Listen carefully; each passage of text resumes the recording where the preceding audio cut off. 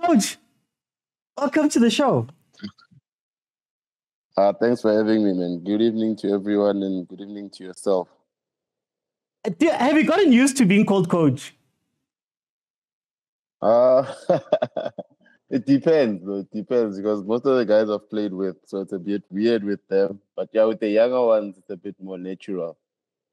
But Okay. guys like Tammy, Tabo, Tamu, Fortune, it's a bit weird because I played with them. But yeah, getting used to it day by day. So you've basically been in the job just over a year now. It's been over a year. Um, how was your idea of coaching changed? I always want to know, like from a person who's been a coach and who's been a player and is now coaching, how has your idea of coaching changed? How do you feel about coaching right now? Stressful. Nah, man, but it's good stress, I think. I think for me, the transition wasn't really much of a hassle because I think naturally, even as a player, I was quite a vocal person on the field, led in the front most times. So became a bit more like just carrying on from that. So basically, I just try to help with the guys that can really, really communicate with the coach on a level that probably I can, because some Okay. guys are really, really shy, shell. So I just try to help those that can't, but obviously try to teach them also to be a bit more open because in football you have to speak. You can't play silent. Yeah, yeah. But then, what are the things that maybe as a player you didn't understand uh, as a player, but then now as a coach you're like, I'm a new coach, man. There was something he was doing there, and I didn't get it as a coach, but now as a player. But now that I see it on the other side, there's something there that maybe you're learning. It's quite a lot, eh? It's quite a lot. I didn't know, especially when you're working under a coach that really, really works as hard as Coach Eric. You have to learn a lot of things about the coaching side. It's not just picking the first 11 and going to the match. It's the whole preparing the schedule for probably 40 people, for a month, planning sessions, obviously trying to make those sessions entertaining also. It's another hassle. So you learn all those things. But as a player, obviously you just wake up, get ready for training. You get the setup when you get there. And as a coach now, you have to set up. Yeah. You have to make sure they straight line. There are a lot of things, man, that are different that you kind of realize that, coaches do have a lot of work to do. And I think that's why they grow gray hair very quickly.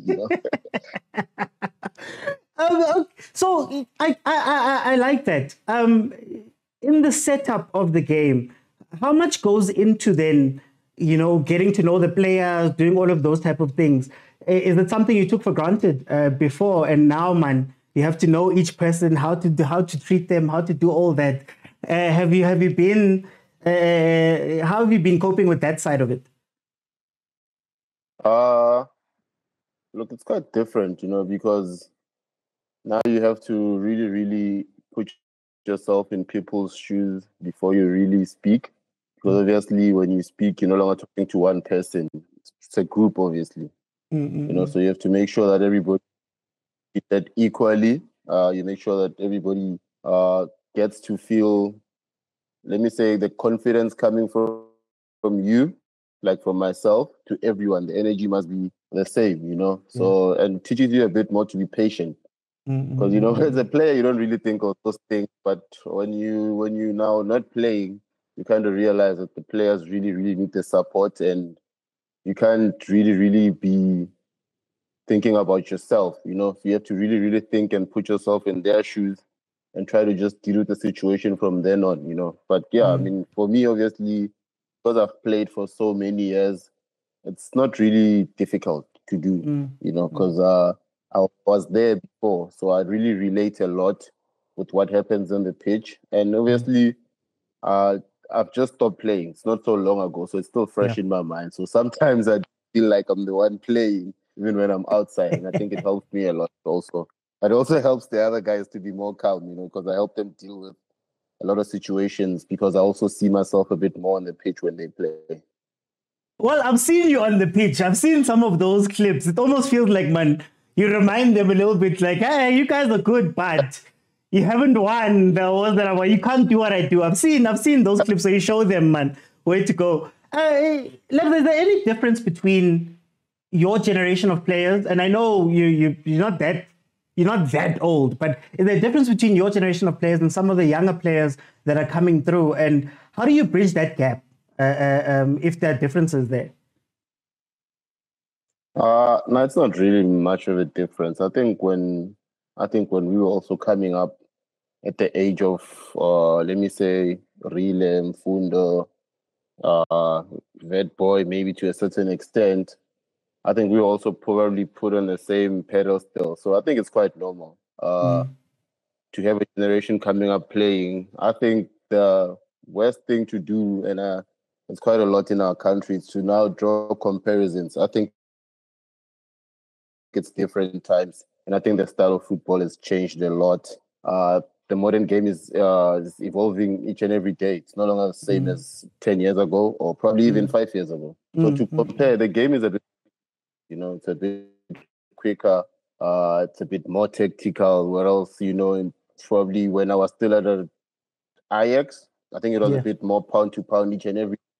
But now it's a bit more tactical with all the modern things that have come into the game. So to compare, for me, it's a bit weird because it's different generations that you can't really compare.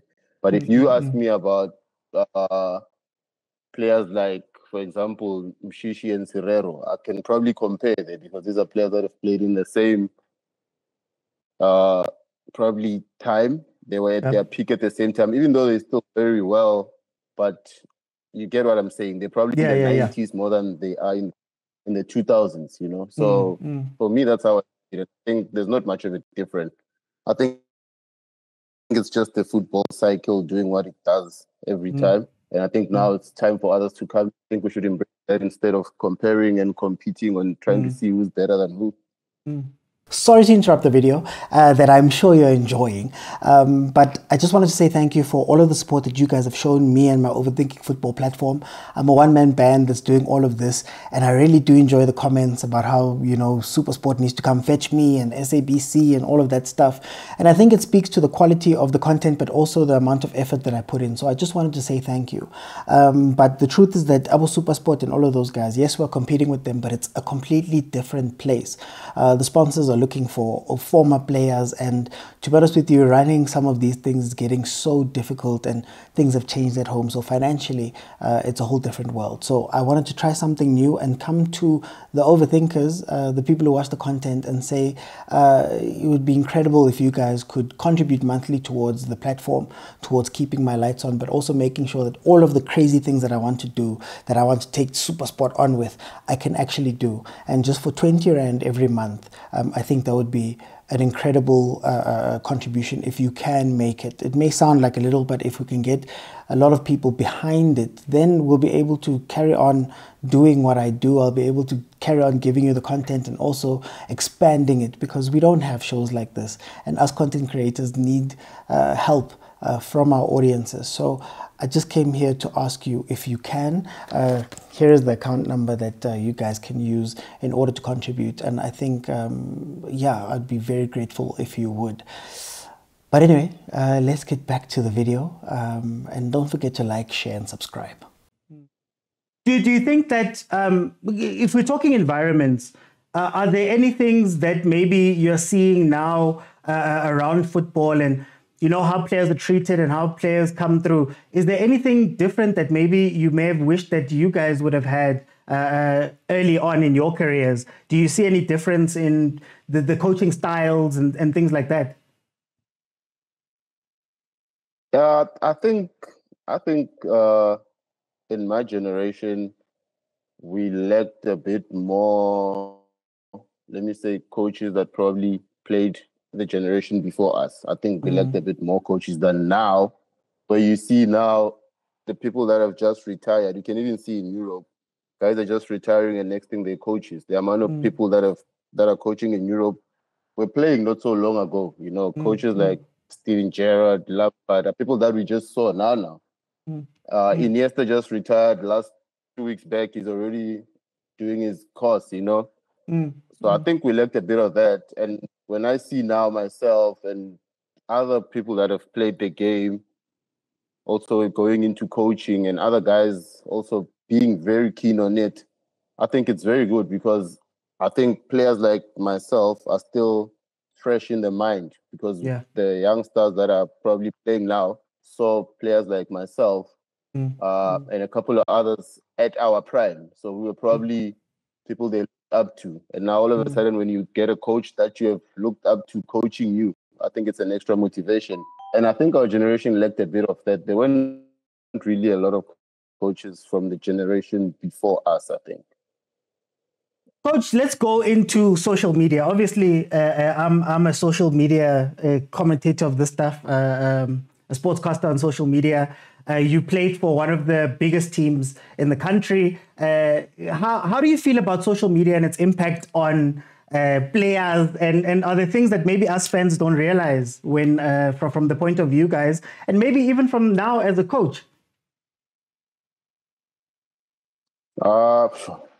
Look, social media is, I think it's a topic that probably everybody will probably have their own point of view as to how they see it and how it influences their lives. Because to be quite honest, it has enriched certain lives and a lot of lives.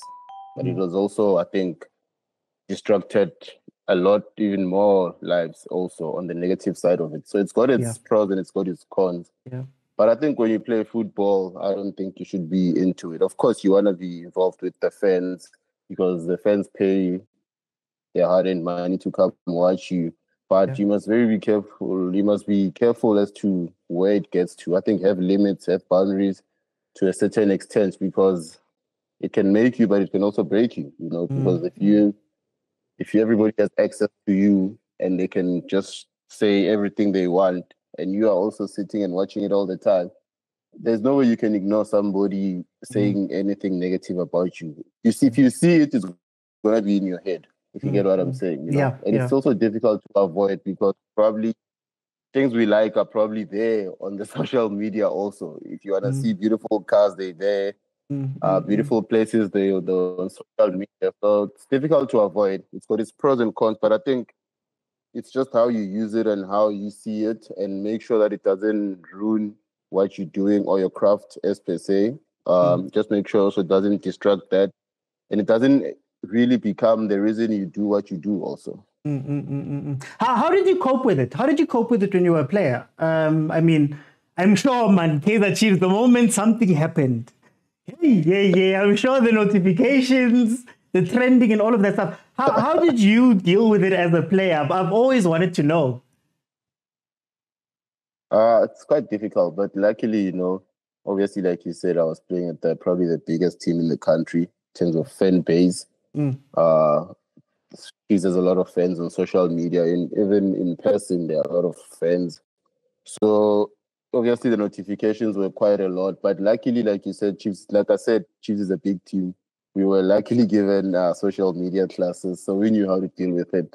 And even the players that are there now, I think they're still getting it, and they know how to deal with the social media in terms of what to post or what not to post, or just to be careful about all of it.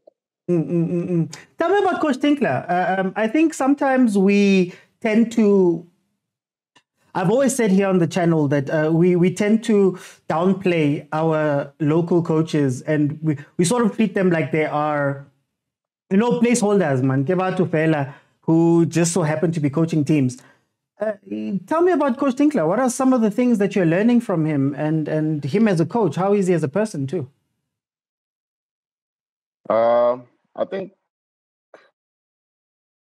going back from when I was still playing, I think the one thing that caught me or that caught my eye and still I think amazes me about him till today is that he played all the games in the 96 AFCON, but he's probably the most quiet person about it. I always ask him, like, did you really play all the games? And he says, yeah. And I'm like, but we won and you played all the games, meaning you were playing well. Yeah. So, but why do you never ever talk about it, But he's that kind of person. I think he cares more about others, probably more than he cares about himself, But I hope I'm wrong. But yeah, he's just so selfless, and I think that level of humility also caught me very early, and I respected that about him. That as much as he's achieved what he's achieved as a footballer, because he also played in Europe for I think his whole career, if I'm not mistaken, because I was quite young also. But he played in Europe for quite a while, and which means if he stayed in Europe for so long in those kind of countries with the level of quality of players that come out of countries like Italy, Portugal, it does tell you that he was really a good player. But he's never really put himself out there to say, remember me, I also did it. I was there. Not that other people do it, but obviously you also want to put yourself sometimes and say, I once did that, But he never really gets on with. I think all he cares about is probably the next day, the next game, the next training session for him. But yeah, I mean, it's just the level of humility that caught me, and I think we got on so well up until now that he could trust me to be next to him. I think it came from that, the relationship we had when I was a player. And like I said, probably one of the most hardworking coaches I've ever worked with, even when I was a player, But now, obviously, being next to him as his assistant, you see it even more. That sometimes we even ask him to take it easy a bit on off days, but he never stops. He just loves working, And I remember this one time he said the one thing that makes him to never stop working is that he never stopped chasing the dream because he's never got to it, Yeah, I think that's what keeps him going. That's what I learned from him. But yeah, quite a very chill guy. Obviously, as you can see, gives chances to a lot of young stars, which we like at club, and obviously it's very good for the country. And yeah, I mean, everybody here just respects his job, and we really appreciate what he does for all of us. Look, if I played for Bafana Bafana in all those games, I don't know, I'd probably have a record for the amount of times you can post the same picture of you with the trophy over and over and over again. Look, as somebody who got to, you were one of, at your peak, you were one of the best players in the country. And, you are mesmerizing us every single week. What is it that made you different from others? And do you think that maybe there's some, I don't know, developmental or structural things that stop other players from, getting to the top? I think the one thing that made me to join, I always say, I have time for football. So it's just learning. Even now, you can probably see my eyes. I'm watching football. Yeah. I have time for football. Because obviously I came from LX with no development. My parents only allowed me to probably take football seriously after I finished my matric. So I didn't go to any development. So the guys that I played with were years ahead of me because they were probably at better academies. And I think when I got to Ajax, I realized that because most of the players there grew up there and learned a lot in those years, in their junior years, I had to catch up, So the best way to do that is to watch a lot of football, to train a lot, and to obviously pick up also from certain players that are really, really good, players like Thulani Ferro, Helen Klassen, when they were still at Ajax, George Maluleka, Reynolds Scott, more the guys that played in the midfield, the attackers, Kama, Terra Fantini, the top players, Brent Carroll, obviously the spirit of Nhlanhla Shabalala, the never give up attitude that he had also rubbed off on us very, very well. So I was just a mixture of a player that learned a lot from watching other players, but also watching football as a whole. But also I was very, very brave to try on stuff. But also I also tried things because I also did them at training a lot. And I had the confidence to just try and get, because I'd known that I've finished the whole week trying to do something. And I knew I would do it very well on match day. Do you think that there's a gap somewhere in development? Do you think that there's a gap somewhere, or maybe is it that as a public in general, do we love football like that as South Africans? Yeah, I think we love football a lot. What I'd like us to, I think, to have more, and I'm not saying we don't have, I think it's the patience, I think we are a country that wants to do something now and get results now. And sometimes the results take long. Sometimes processes don't come out the way you've planned, but it doesn't mean that you failed at the beginning. So sometimes it takes a good time to learn certain things that you probably would have missed if you had rushed to get to the top quickly. I'd make an example like our current national team. When they started, we all doubted, to be quite honest, myself included.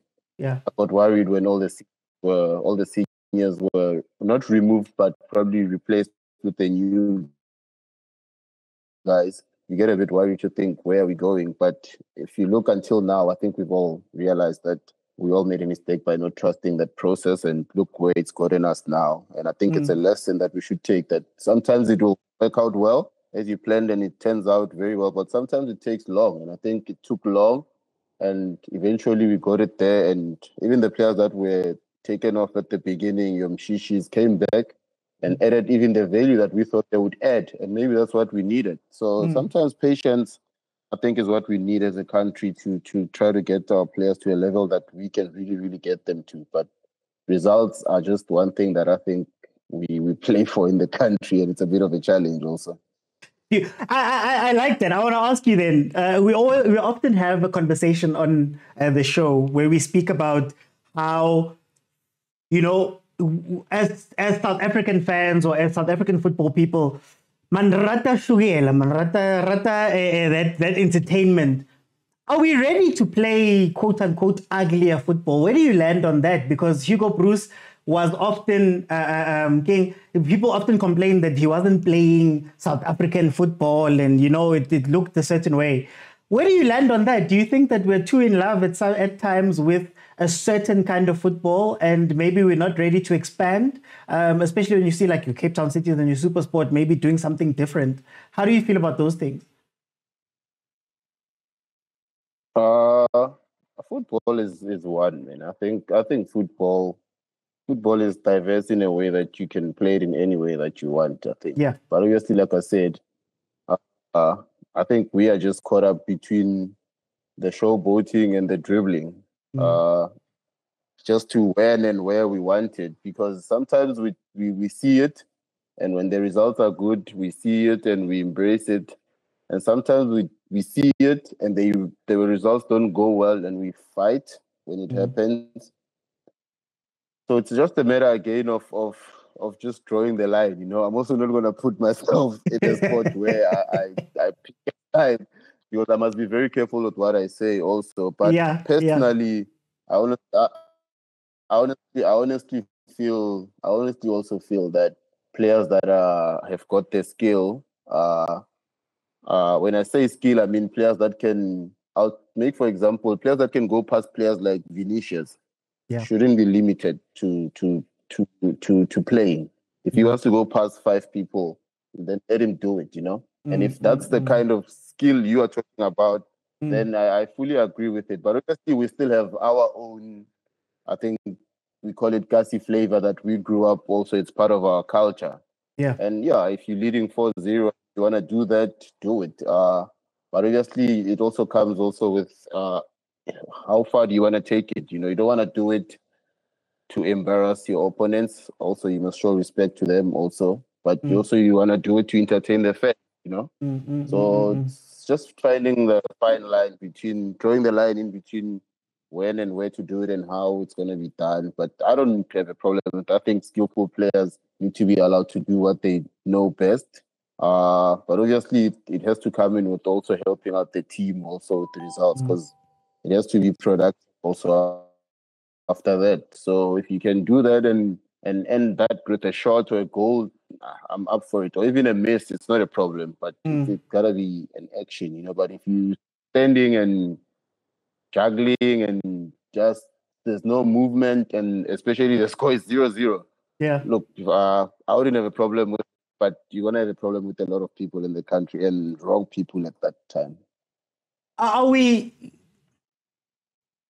too, how do I put it? Are we too Eurocentric at times? Is there a way to take Kasi football and make it a world-beating type of system? Have we allowed ourselves that type of, I don't know, time or the permission to do that? I don't know if you get me. Yeah, I think you're saying we need permission to do it, or are we allowed to take it to that extent? No, it's more to say that, we've got Gussie football and we've got players that are very good at certain things. Super technical, Yazdu Kibeli and all of the stuff, I get it. But then is it possible to take that football and upgrade it and make it world class? Or do we have to look at the world and start changing those players the way that a lot of people have been speaking? No, we cannot change. For example, I'll make, like, Jabu Pule was Jabu Pule. He used to cut in from the left, and even if you came in, no man has a need 10 in a line. He will cut all 10 of you, and he will go to his right foot. You understand? So you cannot change that. You cannot change him. That's him. That's if you understand. They look shy Alaska. They look shy Alaska. They hold for me. Yeah. Until there shouldn't be a problem.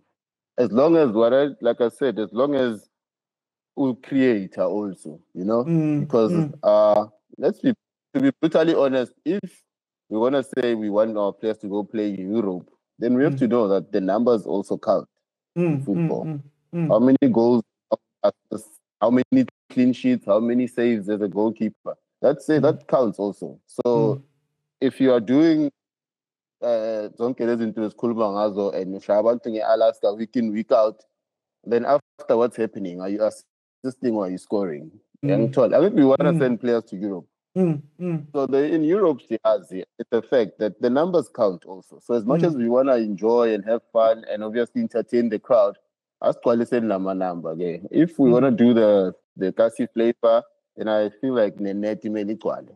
And that's my opinion. Okay, no. Look, I can't speak too much. When I've quality net, we know. But yeah, Coach, all I want to say, Coach, or the last thing I want to ask you, because I seem to be having some technical issues here, but the last thing I want to ask you, what is it that us as fans, maybe, we don't get about what you guys do, the jobs that you guys do, some of the perspectives that maybe you guys have? What is it that we don't understand? And maybe you can help us, build a bridge a little bit there. I think the one thing that I can say is, one thing I think fans must know is that players never have a bad game on purpose. Or for me, I've never played a game thinking seriously. I've never played a game where I thought I'll never give my all. So I think fans must understand that part, that players sometimes do try their best. And like I said, you try your best and you plan, and sometimes it doesn't go your way, And I feel sometimes, especially in our country, fans tend to think maybe must boom. But I don't think that's the intention. I think players really do try their best. And like I said, sometimes you have to I always say, wrap them up in a cotton wool and just protect them a bit so that we can have them for the next game. I don't think one game defines a play. I think that's where we must, give our players time to also not fail, but have bad games, because I feel like in bad games you learn more than when you're winning. Because when we're winning, we forget everything else other than the main prize. But when you're not doing well, I think that's where you improve.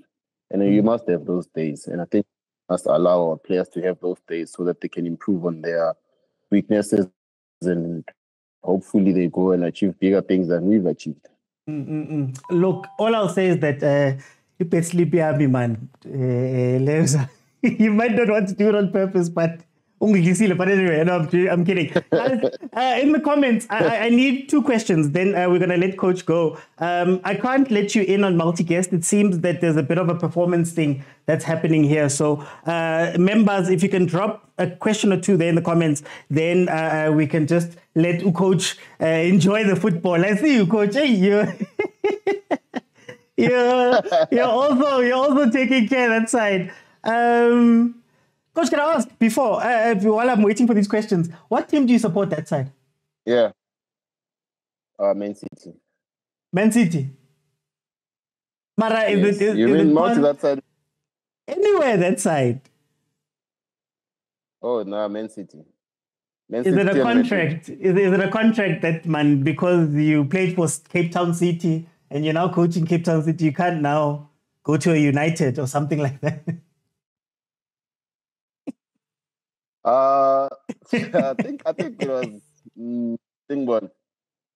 I moved from Arsenal, and Arsenal struggled. So when Wenger left, I was like, new team, and luckily Man City were starting their revolution at that time, and I was like, let me join this team with all the money. So luckily, now they are where they are. So I think I made the right choice. Coach, you must suffer altogether. I'm an Arsenal fan too. We must all suffer. No way. But until when? You still suffering until now, much. Don't be hurtful, Coach. Don't be hurtful. Coach, I've got a question here. Who was your toughest opponent when you were playing?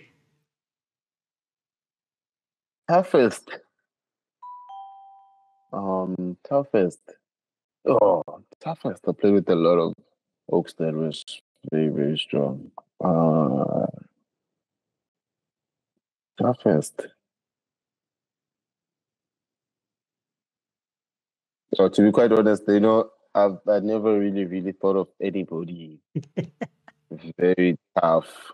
Yeah. Honestly, like, yeah, it's not arrogance. It's just I was never really scared of anybody. But I think if there was somebody that I felt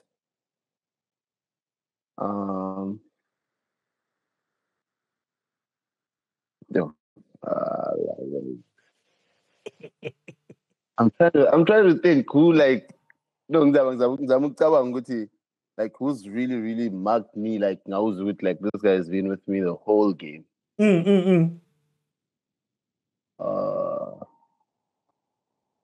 Toughest.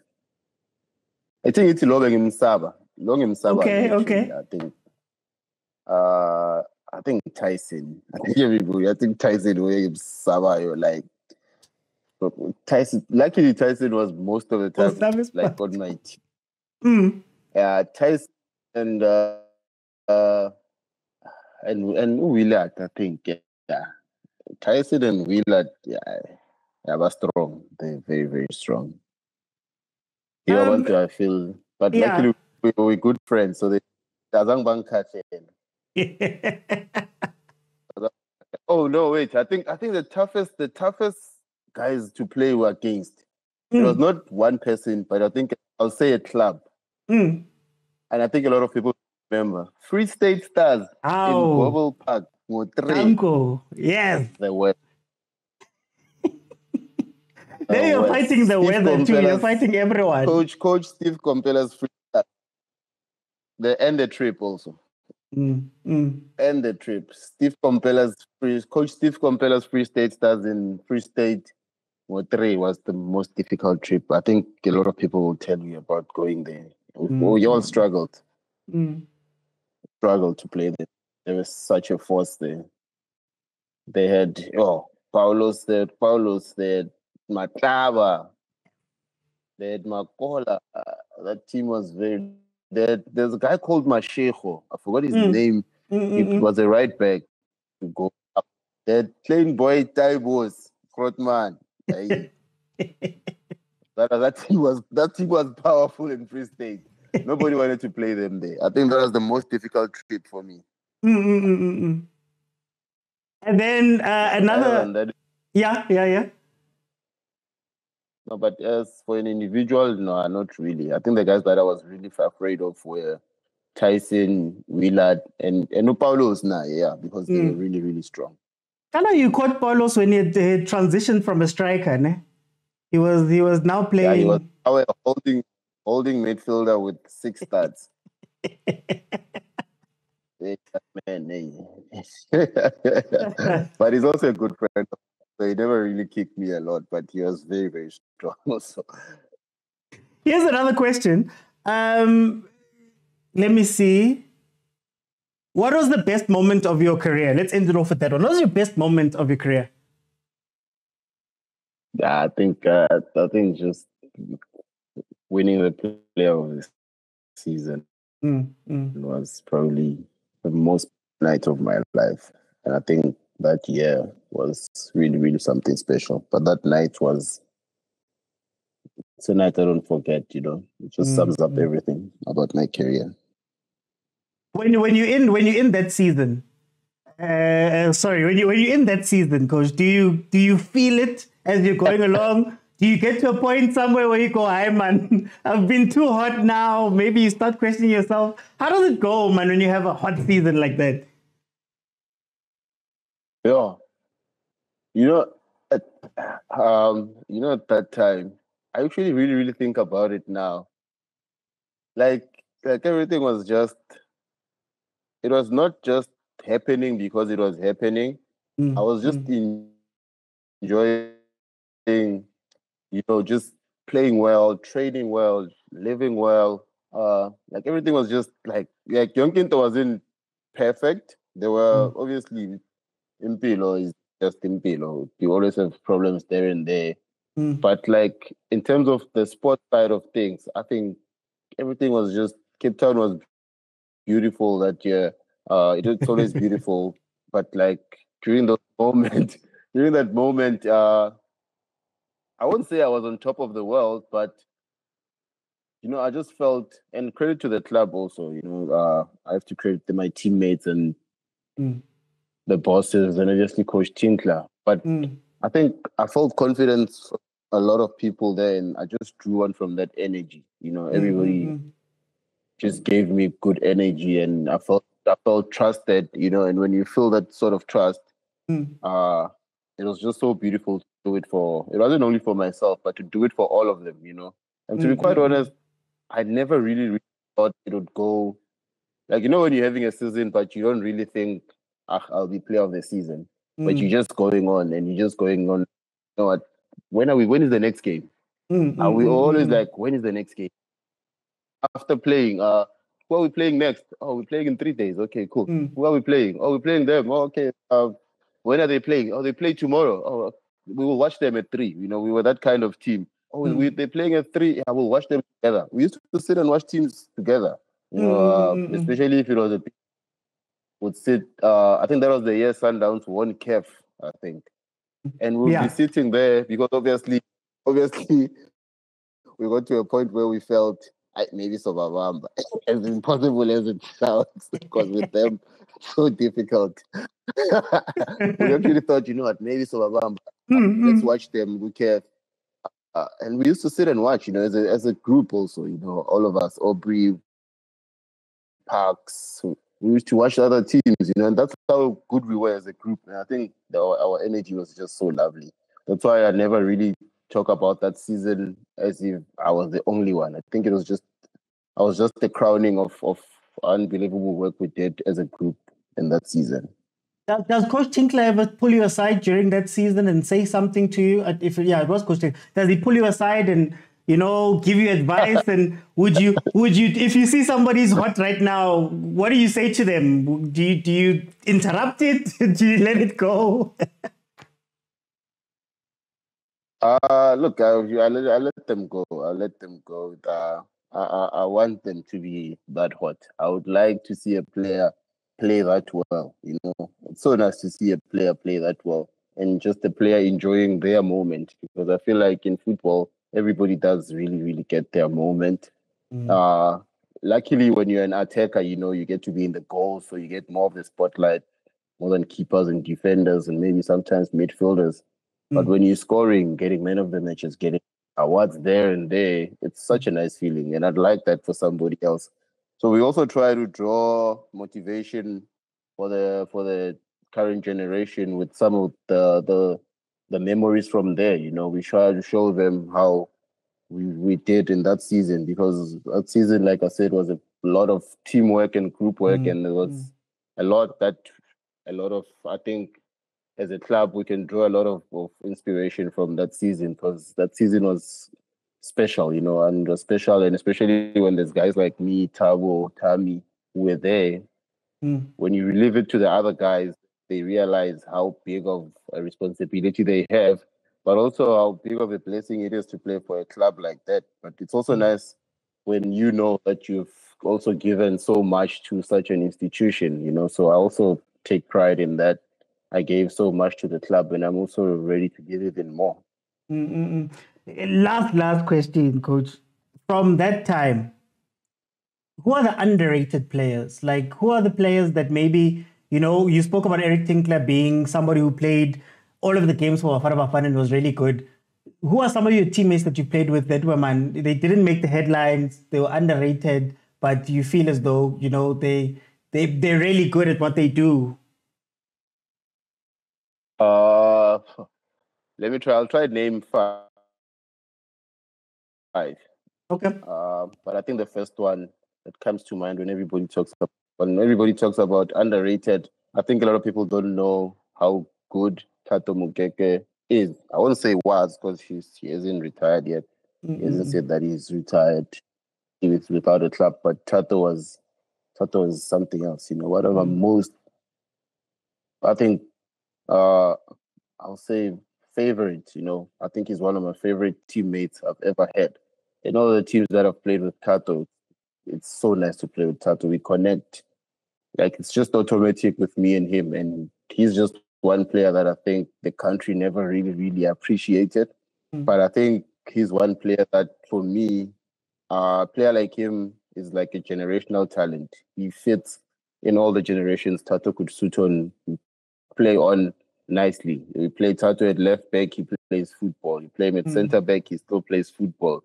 Plays in the midfield, he's a Thato's passing was something, and I think the country never really, really, really appreciated how good he is. The second one, I wanted to say Ngoma, but I think Ngoma, everybody knows how good he is. But obviously, in that season that we had, I think he's another one that I think people never really, really. They saw him in that season because we were so good together. But obviously, in the other clubs that he's played in, it never really, really got on, But he's also another winger that I think was really, really underappreciated. But yeah, he's another player that I think is very, very, very good. And I think I also connected with him very, very well. Third one, let me see. You can go to the other teams too. You can look at your other teams as well. I think maybe some people will kill me for this one. Nkosimpile Ngcobo, for me, is, I think, as a person or as a player that saw him come into the first team while I was at Chiefs, he's just so special.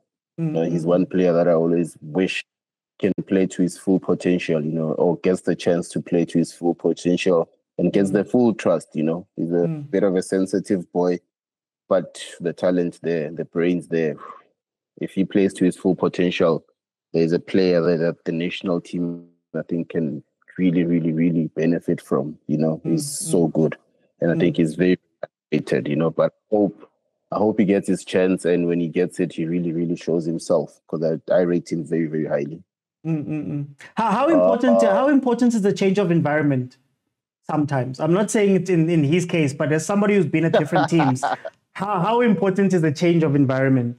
Or does that play into anything?